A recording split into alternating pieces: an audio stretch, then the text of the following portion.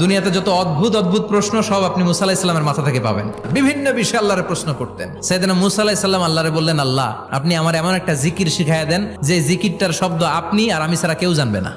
দিনে রাতে সব সময় এই জিকির আমি করব, আপনারে ডাকবো, কিন্তু শর্ত হলো এই জিকিরটা জানবে শুধু আপনি আর জানবো শুধু আমি। আল্লাহ বললেন, মুসা পড়ো লা ইলাহা ইল্লাল্লাহ। মুসা আলাইহিস সালাম কয়, মাবুদ এটা তো জাতীয় জিকির, সবাই জানে। আমি তো চাইছি এক্সেলেন্ট একটা জিকির, কারো কাছে নাই, শুধু আমি জানবো আর আমি পড়বো। আল্লাহ বললেন, মুসা এই লা ইলাহাকে যদি এক পাল্লায় রেখে দাও, তাম বিশ্ব, 7 আকাশ 7 জমিনটারে তুলে যদি তুমি আরেক পাল্লায় রেখে দাও, লা রাজাহাত কাফাতু লা ইলাহা ইল্লাল্লাহ, মুহূর্তের মধ্যে লা ইলাহার পাল্লা ভারী হয়ে যাবে। ও মুসা, তুমি যতই এক্সক্লুসিভ জিকির চাও, লা ইলাহার চেয়ে দামি জিকির আমার কাছে নাই।